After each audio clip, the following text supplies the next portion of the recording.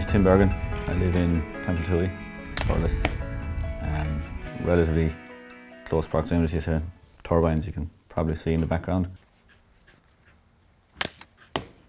So when the project was first proposed, was rolled out locally, people got a chance to see what the project was going to be like, where it was going to be situated. They had the mock-up of what it was going to look like. People did their own research then. I know myself, I drove to a turbine a couple of miles away.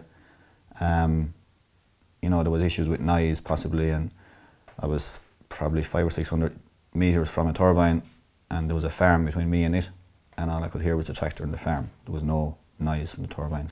Initially, they do catch your eye, but after a while, it's the same as looking at a tree down the road. You don't see them, they blend into the background really. My own opinion is, on flat ground, they can be hidden very easily. If I was to move 400 or 500 yards from here, trees would cover off the turbines. Whereas on high ground, they'll possibly stand out in the skyline all the time, and people will see them more. We have 24 odd turbines here. You can be driving down the road and you can see them all, and 2 minutes later they're obscured. The trees or the skyline or the bushes are obscuring them. People are passing them on a daily basis, and they blend in really. Yes, there can be shadow flicker, but in my experience, it comes and goes very quick. It's the same as the shadow of a tree moving around. Before this, I wouldn't have seen them up close. I would have seen them in a distance. I would have seen them in other countries more so than here. I would have thought, looking at them in the distance, they're majestic. They're just there, like. So when I see them up close and here, I mean, I probably don't even see them as much now as initially. Yes, the first one was enormous when I went up. It was huge. There was probably an audience watching it go up. But I mean, the last phase I went up just seemed to appear there overnight type of thing. So look, people make up their own minds. That would be my opinion.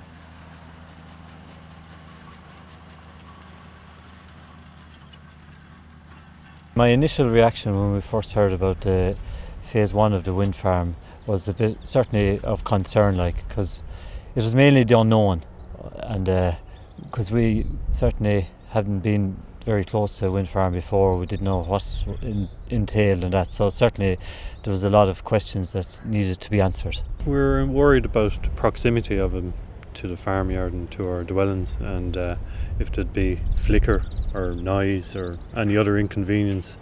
You could search the internet and the various publications, you'll find chapters of objections to it, and it's only when you actually experience it yourself. When they were up, we realised there was little to be feared of. Yeah, we were offered the possibility of a turbine being built on our home farm. It's adjacent to the mines, but we declined because we thought it would impede on our neighbours too much, and we thought it was too close to houses around it. But that was phase one. But since phase two went up, it was obvious it wouldn't have any huge effect. Yeah, when we saw the first one go up, we were in awe, the size of it and the complexity of the construction. But to be honest with you, after a number of weeks, it was just looking at a large tree, or just another building. There's 5 turbines here on this farm here, and there's a whole new road infrastructure in place on this farm for access to go to each turbine, and we have full use of that road, and it makes our farming life very much easy, moving livestock and going up and down with slurry and fertiliser and grain, the whole lot, like. So yeah, definitely the road infrastructure is a big bonus. Animals, like the people, they get used to it, they don't even notice it. You'd see them sitting at the base of it, lying off, chewing their cud, happy out. They have no comprehension of turbine or wind power anyway, so no, it doesn't affect them in the slightest.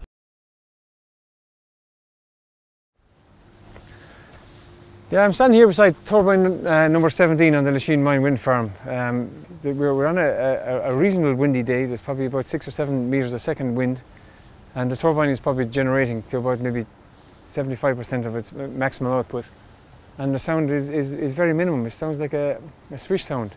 I suppose the initial reaction of the community was one of a bit unknown. They were taking a leap of faith into the unknown. we were still always a bit concerned ourselves, because I'm an engineer myself. You see things on drawings, but really until you see the final the product built, like anybody building a house or whatever, you see lots of things on drawings, but until it's built, that you get the comfort factor that what you've built is what you originally designed. And I can remember the first turbine that was built, and I happened to be working on that Sunday, and it was like as if guys came out from mass in about 3 adjoining parishes, and before I knew where I was passing up to where the turbine was built, and there must have been about 40 or 50 local people there, and they're standing up looking at this thing. They were pretty amazed with engineering. They're pretty amazed that something like this could be built. I think if you speak to people in the community, there's a bit of sense of pride that the parish of mine is a green parish.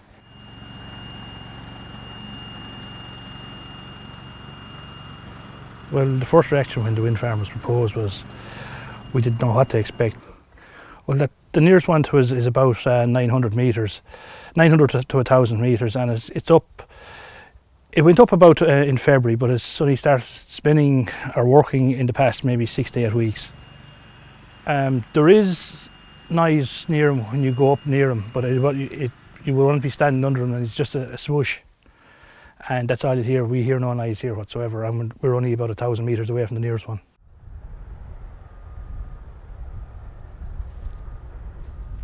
Well, initially when we heard that there were going to be turbines erected, there was a lot of different people had different ideas, and generally it was negative ideas that most people had.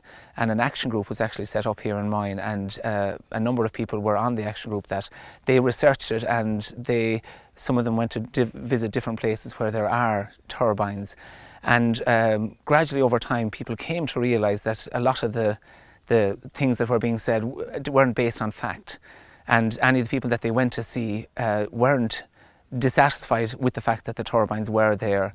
And as time went on, then we gradually, time passed, and once the first turbines started to be erected, they didn't seem to be as disruptive or having any of the problems that people thought that they would have.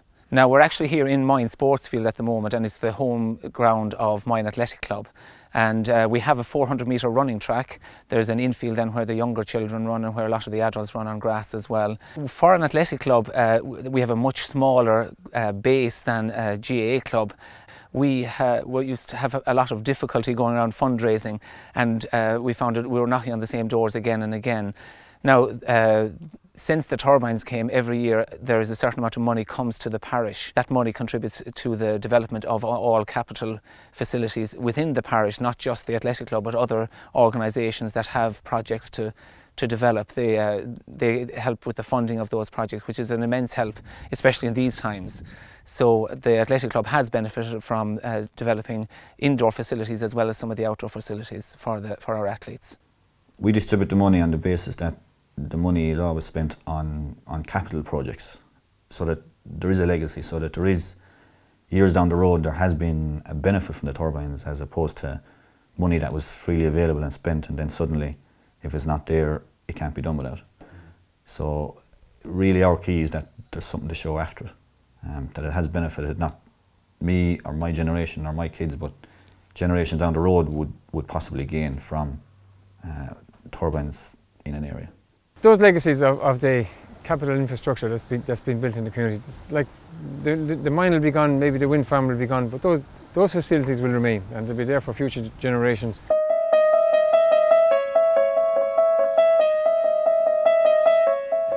I'm personally involved in the energy business in the country because we spend the bones of over €1 million a year in electricity to keep our mine operational. So I'm very, very well aware of the impact of electricity costs. Now, wind turbines, in my opinion, they form part of the solution. They're not a full solution.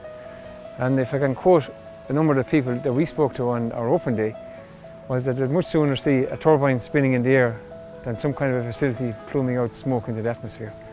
And I think based on that, and based on the impact, or based on the feedback we get from the community, like these turbines live in harmony with the people in a very, very rural agricultural community.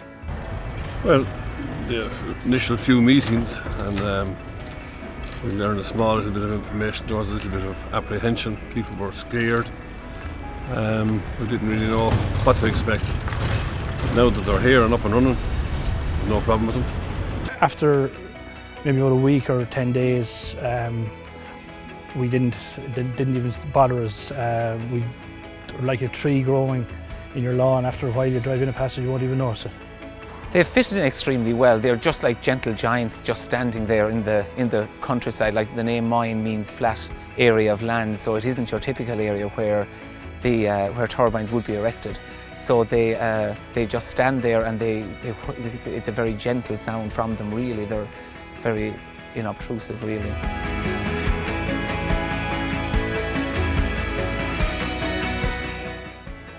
For people that are proposed, there's a proposal there to put up a turbine or wind turbine farms. There are numerous ones near them. I suppose first of all I would say be open-minded about it. Go do your research. Go meet people who have them in their backyard. Go meet both sides of the argument. There will be both sides of an argument, so be open-minded. Go get your information and make up your own mind then, but don't knock them for the sake of knocking them. Don't knock them for fear of them falling down. Knock them for good reasons rather than just for the sake of doing it.